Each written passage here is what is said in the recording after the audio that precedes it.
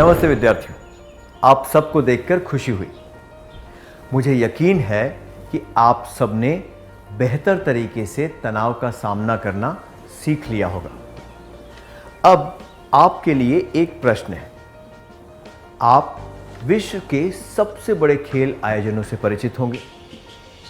क्या आप बता सकते हैं कि विश्व में खेल कूद का दूसरा सबसे बड़ा आयोजन कौन सा है?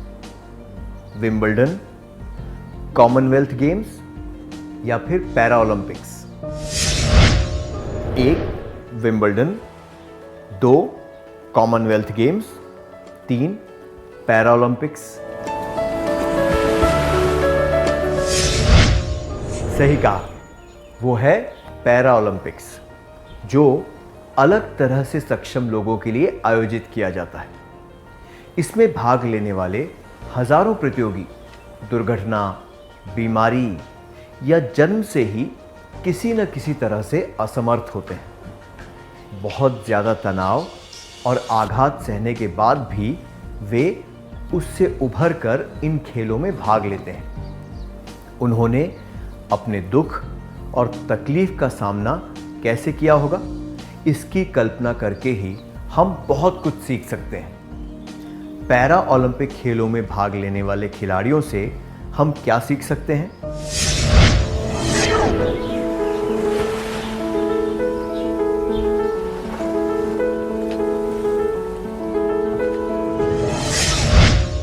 धन्यवाद। हमने देखा कि जब किसी परिस्थिति को रोका या बदला नहीं जा सकता, तो कभी-कभी केवल यही विकल्प बचता है कि हम खुद को उस परिस्थिति के अनुकूल बना लें। हमने देखा कि पैरा ओलंपिक खिलाड़ियों ने अपने दुर्भाग्य का पासा पलटकर उस परिस्थिति से ऊपर उठने की कोशिश की है। अपनी परिस्थिति पर पूरा नियंत्रण करके उन्होंने विजय प्राप्त की है। अपनी असमर्थता की वजह से उन्हें बहुत तनाव और गहरा आघात पहुंचा होगा, पर वे वहां रुककर उस तनाव का शिकार नहीं बने। उन्होंने अपनी समस्या को अलग नजरिए से देखा। उन्होंने उस समस्या को रुकावट का रूप नहीं दिया और अपने लक्ष्य को प्राप्त करने में जुट गए। वे बस इस बात पर ध्यान दे रहे थे कि उन्हें क्या हासिल करना है। सामान्य लोगों के लिए जो चीजें सफलता और असफलता दर्शाती हैं, उन्होंने उस पर ध्यान ही नहीं दिया। ज्यादातर लोगों को जो चीज असंभव लगती है, उन्होंने उसे संभव कर दिखाया। यह मुमकिन हो सका क्योंकि उनका दृष्टिकोण सकारात्मक था। 90% सामान्य और समर्थ व्यक्ति वो नहीं हासिल कर सकते जो उन्होंने इतनी कठिनाई के बावजूद हासिल कर लिया। सही कहा ना? तो हमें ये याद रखना चाहिए, विपरीत परिस्थितियों के अनुकूल बनने के लिए हमें चीजों को अलग नजरिए से देखना चाहिए, मुख्य मुद्दों पर ध्यान देना चाहिए, सफलता और उपलब्धि के नए पहलू ढूंढने चाहिए, सकारात्मक रहना चाहिए। क्या आप कभी ऐसे किसी व्यक्ति से मिले हैं जिन्होंने अपनी अक्षमता से ऊपर उठकर कोई महान सफलता प्राप्त की हो? क्या आप इसके बारे में सबको बताना चाहेंगे?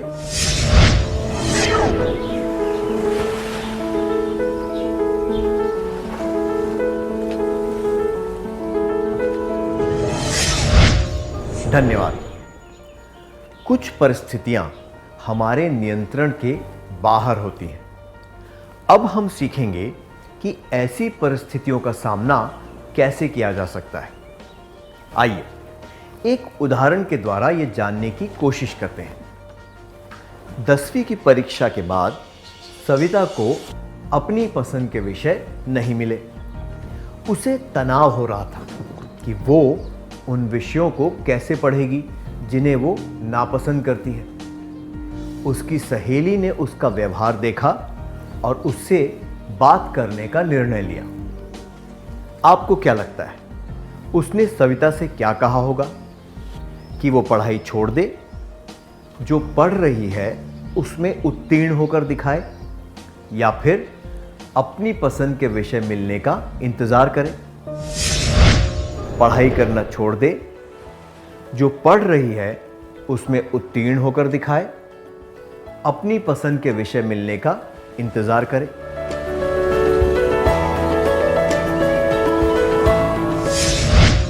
पढ़ाई छोड़ने से समस्या हल नहीं होगी, बल्कि और बढ़ जाएगी और तनाव होगा। सविता को जो विषय चाहिए वो उसे जल्द नहीं मिल सकते, इसलिए इंतजार करने का भी कोई फायदा नहीं है। सविता की सहेली को ये कहना चाहिए कि उम्मीदें पूरी न होने से दुख तो होता है, लेकिन हालात से समझौता करके हम आगे बढ़ने के नए अवसर खोज सकते हैं। शुरुआत में हमें ये मालूम नहीं होता कि हमने जो समझौता किया है उससे हमें क्या फायदा होगा, पर सकारात्मक सोच रखने से मदद मिलती है। जिन तनावपूर्ण परिस्थितियों को हम रोक नहीं सकते, उनमें ये करने से मदद मिलती है। जरूरत पड़ने पर हालात से समझौता करना। क्या अब हम एक क्रियाकलाप करें? आपके एक मित्र को दक्षिण भारत में पढ़ने का मौका मिला है। उसे तनाव महसूस हो रहा है क्योंकि वो अपने माता पिता और दोस्तों से दूर एक नई जगह जाने वाला है। उसे वहाँ की स्थानीय भाषा भी नहीं आती। इस तनाव का सामना करने में आप उसकी मदद कैसे करेंगे? क्या दो विद्यार्थी इसका अभिनय करके दिखा सकते हैं?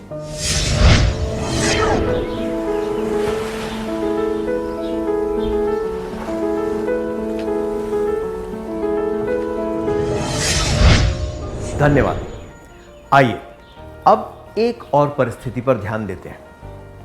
सत्या को गंभीर बीमारी हो गई, जिसकी वजह से वो चल फिर नहीं सकता था। उसका इलाज बहुत लंबा चौड़ा था और उसमें काफी समय लगने वाला था। बिस्तर में पड़े पड़े वो उकता गया था। छोटी से छोटी चीज जैसे कि पानी पीने के लिए भी उसे दूसरों पर निर्भर रहना पड़ता था। अगर कोई उसे कुछ सेकंड के लिए भी इंतजार करवाता तो उसे गुस्सा आ जाता था। उसे लगता था कि लोग उस पर ध्यान नहीं दे रहे। क्या कोई एक विद्यार्थी इसका अभिनय करके दिखा सकता है?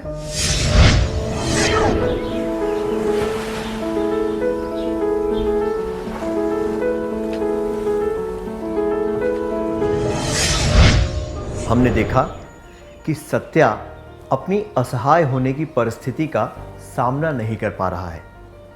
यह समझा जा सकता है कि वो दूसरों पर निर्भर है और इस बात से कोई भी व्यक्ति परेशान हो जाएगा। लेकिन गुस्सा करके झुंझलाने से परिस्थिति सुधरने वाली नहीं है। उसे अपनी भावनाओं पर काबू रखना सीखना होगा और अपनी भावनाओं को उचित तरीके से व्यक्त करना होगा। ऐसी कठिन परिस्थितियों में अपने रिश्तों को और मजबूत करना महत्वपूर्ण हो जाता है। इसलिए जिन तनावपूर्ण परिस्थितियों को हम रोक नहीं सकते, उनमें ये करने से मदद मिलती है। जरूरत पड़ने पर हालात से समझौता करना, भावनाओं को उचित तरीके से व्यक्त करना। चलिए अगली परिस्थिति के बारे में जानते हैं। रमन और रजत बहुत अच्छे मित्र हैं। वे स्कूल में और स्कूल के बाहर काफी समय एक साथ बिताते हैं। एक बार उन दोनों के बीच जरा सी अनबन हो गई। तब से ही उन्होंने एक दूसरे से बात करना बंद कर दिया। रमन और रजत दोनों के लिए यह तनावपूर्ण था। वे दोनों पछता रहे थे। इससे उनकी दिनचर्या और खाने पीने की आदतें बिगड़ गईं। दूसरों के साथ भी उनके रिश्ते बिगड़ने लगे। उन्हें क्या करना चाहिए? एक दूसरे से दूर रहना चाहिए, एक दूसरे के साथ झगड़ना चाहिए या दिल खोलकर बात करनी चाहिए?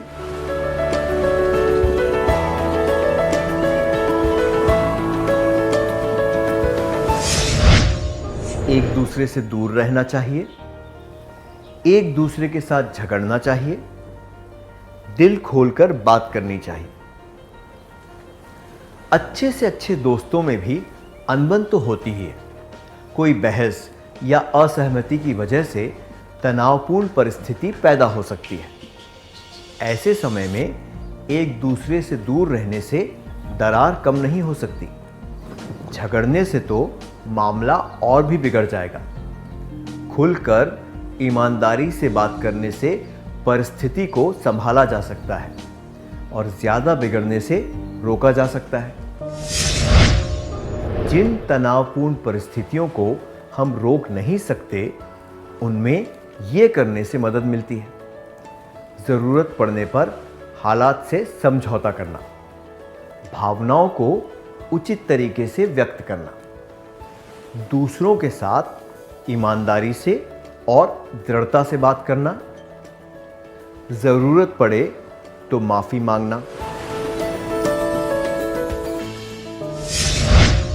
किसी दोस्त के साथ असहमति होने की वजह से क्या आपको तनाव हुआ है?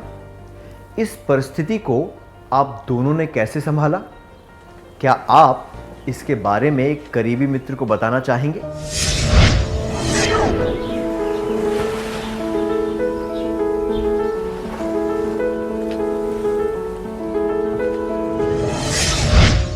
अपने अनुभव के बारे में बताने के लिए धन्यवाद। आइए एक और परिस्थिति पर ध्यान देते हैं। मदन का परिवार और उसके दोस्तों के परिवार साथ में पिकनिक मनाने गए। जिस बस से वे जा रहे थे वो दुर्घटनाग्रस्त हो गई। कुछ लोगों की मृत्यु हो गई। उसके एक दोस्त की टांग कट गई। कई लोग गंभीर रूप से घायल हो गए। मदन को कई फ्रैक्चर हुए, जिसकी वजह से उसने कई हफ्तों के लिए बिस्तर पकड़ लिया। मदन एक खिलाड़ी था और उसे इस परिस्थिति का सामना करने में बहुत परेशानी हुई। उसे लगा कि अब वो कभी खेलकूद में हिस्सा नहीं ले पाएगा। उसमें तनाव के लक्षण दिखने लगे। उसे क्या करना चाहिए? कृपया जोड़े बनाकर इस बारे में चर्चा करें और अपने विचार बताएं।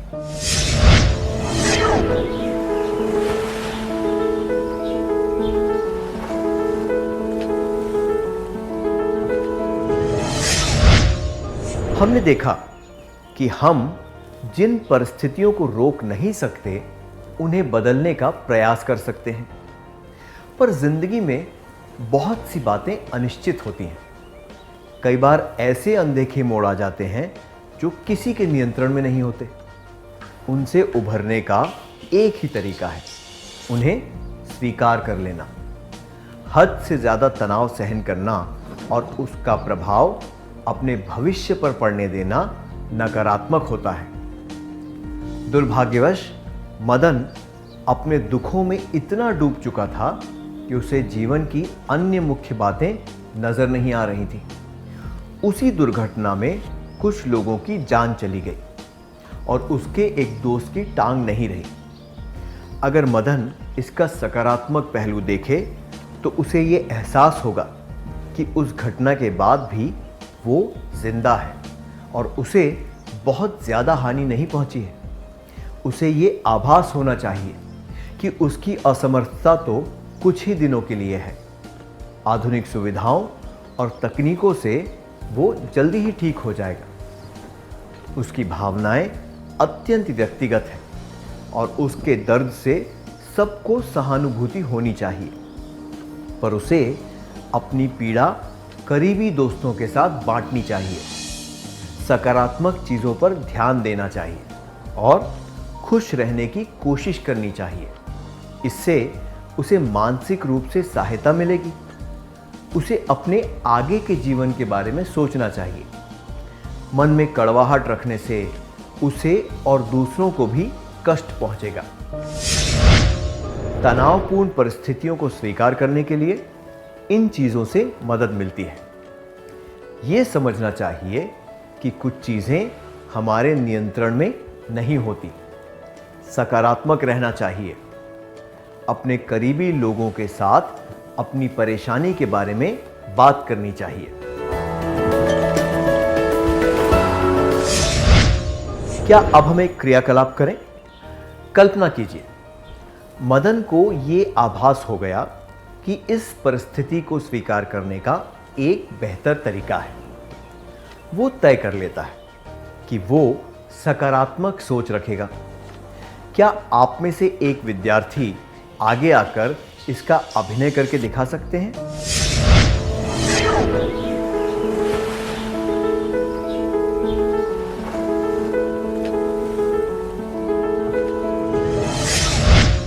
धन्यवाद, बढ़िया अभिनय था। जब कोई व्यक्ति एक के बाद एक दुर्भाग्यशाली घटनाओं को झेल लेता है तो उसकी आत्मा चमकने लगती है। इस वजह से नहीं कि उसे दर्द महसूस नहीं होता, पर इसलिए कि वो व्यक्ति साहसी प्रकृति का होता है।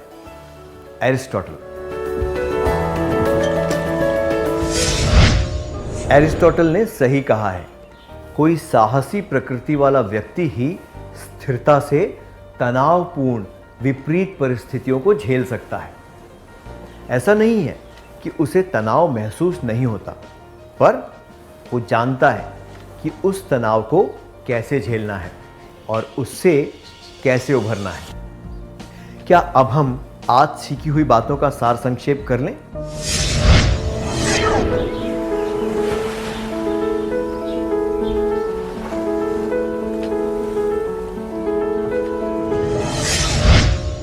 विपरीत परिस्थितियों के अनुकूल बनने के लिए हमें चीज़ों को अलग नज़रिए से देखना चाहिए, मुख्य मुद्दों पर ध्यान देना चाहिए, सफलता और उपलब्धि के नए पहलू ढूंढने चाहिए, सकारात्मक रहना चाहिए। जिन तनावपूर्ण परिस्थितियों को हम रोक नहीं सकते, उनमें ये करने से मदद मिलती है। ज़रूरत पड़ने पर हालात से समझौता करना, भावनाओं को उचित तरीके से व्यक्त करना, दूसरों के साथ ईमानदारी से और दृढ़ता से बात करना, ज़रूरत पड़े तो माफ़ी मांगना। तनावपूर्ण परिस्थितियों को स्वीकार करने के लिए इन चीज़ों से मदद मिलती है। ये समझना चाहिए कि कुछ चीज़ें हमारे नियंत्रण में नहीं होती। सकारात्मक रहना चाहिए। अपने करीबी लोगों के साथ अपनी परेशानी के बारे में बात करनी चाहिए।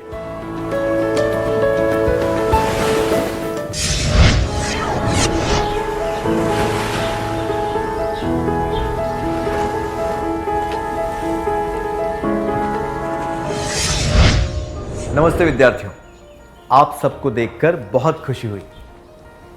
पिछले सत्र में हमने सीखा था कि विपरीत परिस्थितियों के अनुकूल बनने के लिए हमें चीज़ों को अलग नज़रिए से देखना चाहिए, मुख्य मुद्दों पर ध्यान देना चाहिए, सफलता और उपलब्धि के नए पहलू ढूंढने चाहिए, सकारात्मक रहना चाहिए। जिन तनावपूर्ण परिस्थितियों को हम रोक नहीं सकते, उनमें ये करने से मदद मिलती है। ज़रूरत पड़ने पर हालात से समझौता करना, भावनाओं को उचित तरीके से व्यक्त करना, दूसरों के साथ ईमानदारी से और दृढ़ता से बात करना, ज़रूरत पड़े तो माफ़ी मांगना। तनावपूर्ण परिस्थितियों को स्वीकार करने के लिए इन चीज़ों से मदद मिलती है। ये समझना चाहिए कि कुछ चीज़ें हमारे नियंत्रण में नहीं होती। सकारात्मक रहना चाहिए। अपने करीबी लोगों के साथ अपनी परेशानी के बारे में बात करनी चाहिए। क्या अब हम चर्चा करें कि तनाव से कैसे बचा जा सकता है।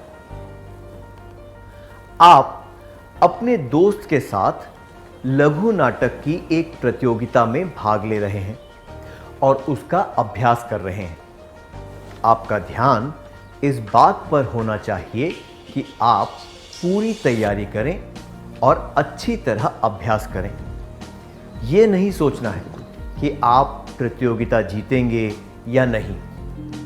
क्या आप एक वार्तालाप के द्वारा ये बात समझा सकते हैं? कृपया 2 विद्यार्थी स्वेच्छा से आगे आ जाएं।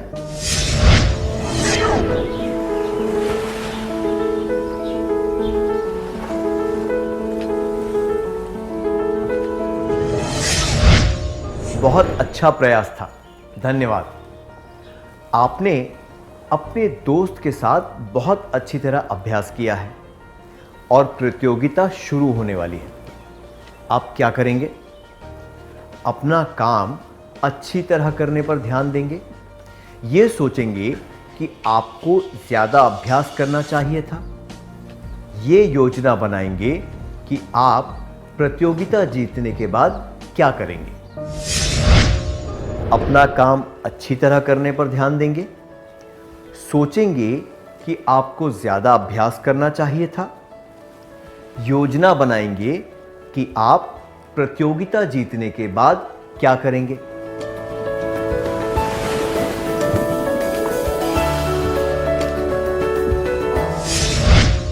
आपका ध्यान सिर्फ नाटक पर होना चाहिए। आपको केवल अच्छा प्रदर्शन करने के बारे में सोचना चाहिए। यह सोचना कि आपको ज़्यादा अच्छा अभ्यास करना चाहिए था या फिर जीतने के बाद क्या करना है उसकी योजना बनाना, इससे तनाव भी बढ़ सकता है। प्रतियोगिता खत्म हो गई है और आपको कोई इनाम नहीं मिला है। आप क्या करेंगे? क्या 2 विद्यार्थी इसका अभिनय करके दिखा सकते हैं?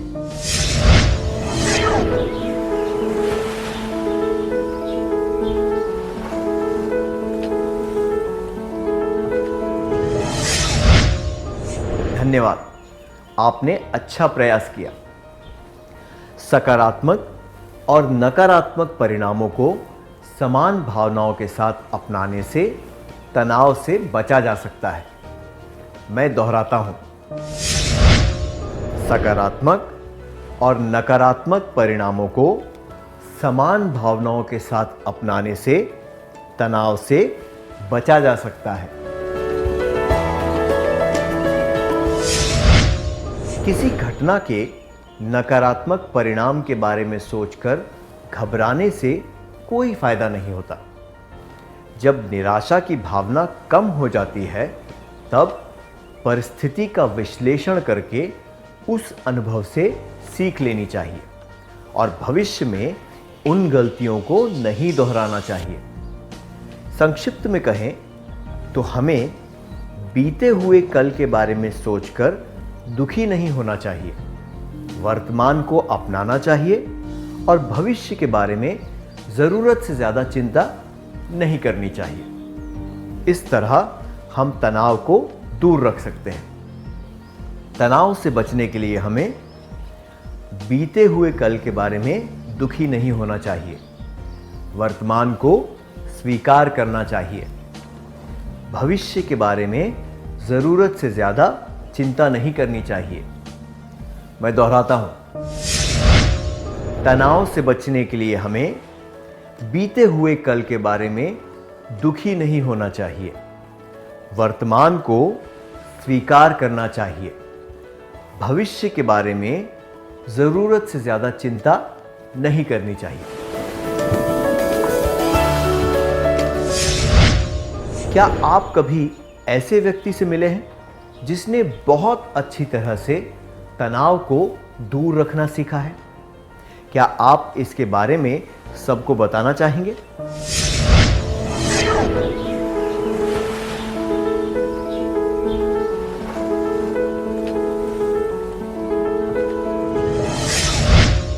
धन्यवाद।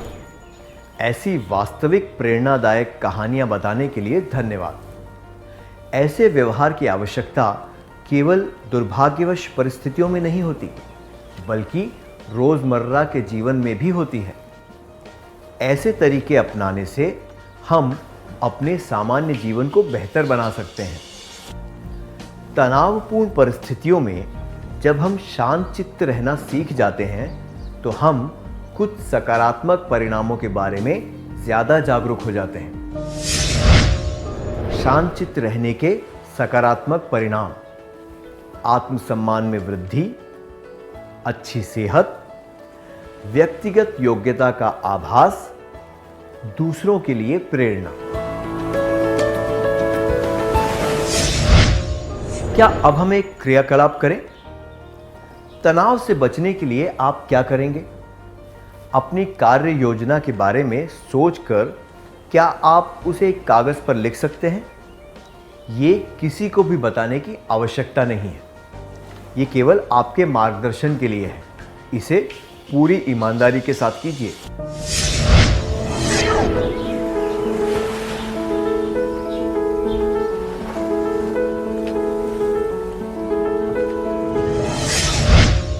क्या आपने अपनी योजना बना ली? चलिए अब आज सीखी हुई बातों का सार संक्षेप कर लेते हैं।